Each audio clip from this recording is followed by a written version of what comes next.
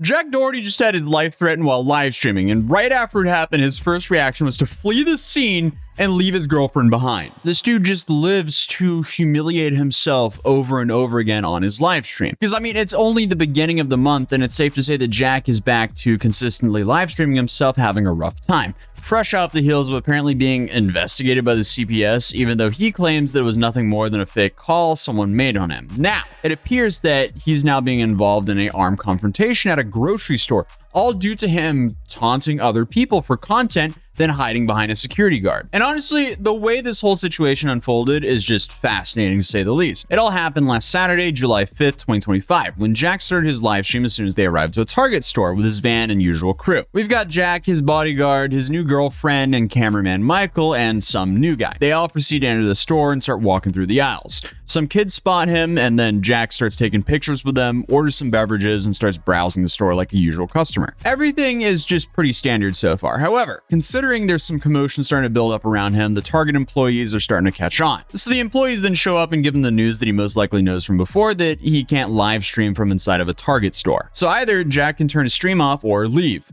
Oh, damn. We're not recording. What if we go outside and finish by stuff? Nothing on property.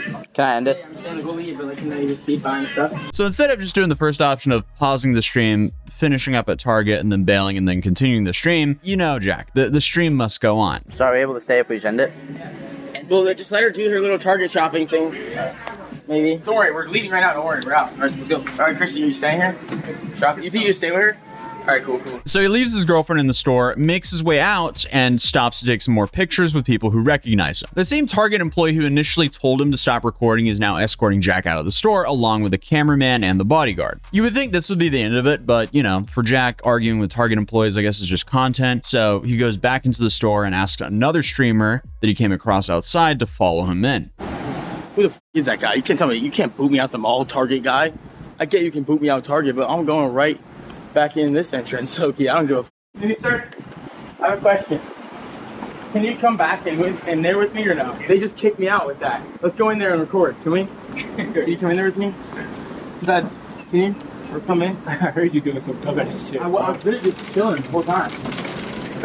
They didn't find the guy who escorted them out in the first place, and once again, he has to ask them to leave again. And I guess this is when he finally got the message that, oh, I can't stream in here. So he heads out to the parking lot, and this is where another confrontation starts. But it's kind of funny that he also snitched on the other live streamer that was there streaming as well. So, you know. What is that saying? No honor among thieves or something like that? You're right here. Come here. You're filming. I brought my friend. I brought backup. You guys. You can't be on premises.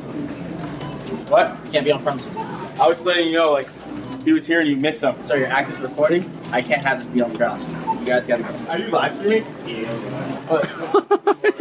He's live too, bro. But either way, it's hard to piece together precisely what happened next because the whole situation escalates out of nowhere. But all of a sudden, Jack gets into some sort of argument with a dude simply because he drives an Infiniti. I guess that's worth beefing with a random dude about. Also, side note, Infinitis, especially the G37 and the G50, are like some of the most fun cars to get into that are fairly affordable, that are manual and rear-wheel drive, that has a decent amount of power. So I don't get the Infiniti hate. There might be a little bit of a stigma with the people who drive them, but hey, pretty much all car brands have their own stigmas. But anyway, they get into an altercation, and to be fair, the Infiniti driver did initiate this interaction by driving past Jack and saying something to him first.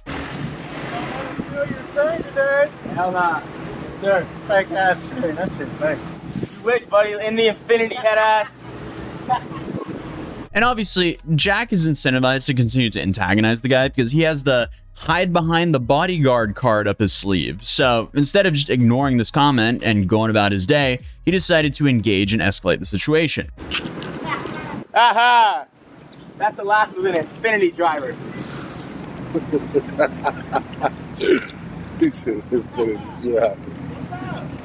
What's up? What's up? I don't want nothing from no broke ass shit.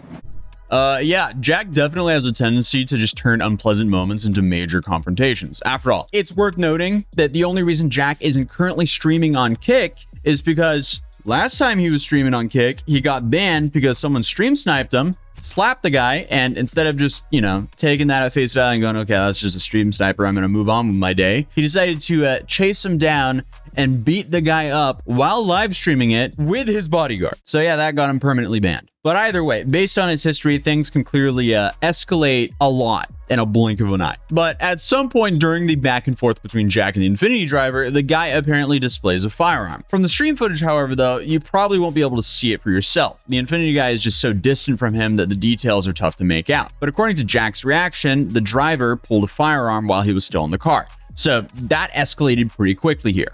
Shit, he's about to shoot me. A crackhead like that, he probably would. Oh, shit, Dave, he's coming to get me. Oh, I'm Dave. Dave, go, Sprinter van, go, go, go. I hurt my mouth a little too hard. This is where we run, Dave. Run!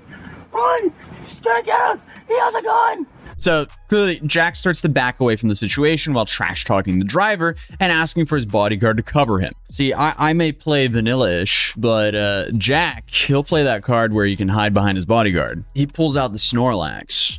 He said, pussy, yeah, boy. Damn right. Damn right. Look at him, he's out of his car. Oh shit, he has a gun. Is that a gun? He grabbed something. Huh? He grabbed something. Yo, Dave, he's coming towards us. Yo, go, Dave, let me in here. Lock the door. Call the cops. Yeah, because that's what happens when you actually have money. Sorry. Yeah, no, I like my life. Go, close this shit. However, the police was really quick to show up, and Jack's behavior just completely 180s. At first, he was clearly scared because of the other guy who allegedly had a firearm who was chasing him down. And now with the police on the scene and his bodyguard nearby, that changes things. So when it was just him and the bodyguard against a potentially armed stranger, he was ready to run. But as soon as the police show up, he's suddenly brave enough to get in the guy's face and start acting like he's been in control of the situation the whole time. Yeah, I'm like that. I'm like that now. Now I'm like that. What's up? Now what's up? Yeah, what's up? What's up? Yeah. Oh. You got the bodyguard and the police. Yeah, I got them both now. Bodyguard and the police. But here's where the story takes this like weird turn, because if he had all the confidence to do this, why did he suddenly get so scared that he fled the scene and left his girlfriend still there? Go, close the door. Where's my phone? Oh. That's funny. Dude. That was great. Look, he's gonna get me. Dude, that was such a funny clip the way you did. did. Dave, can we leave, please? I'm so scared. Let's just go leave and come back. Let's do it. So Jack acknowledges on stream that he's leaving his girlfriend behind, and he says it out loud that Christy is still in the store. Where's Christy? She's still shopping. What if the guy just goes and gets hurt? At this point, I feel like I just keep repeating myself, but like, I am constantly surprised with Jack at how the bar just keeps lowering for him. But I guess the only thing going for Jack here is that she wasn't in immediate danger as the police was there, but he apparently was still scared enough that he just wanted to flee the scene, leaving her there to begin with. Then on top of that, he of course found some reason to take his shirt off. My Starbucks coffee. Oh, at least I have this one.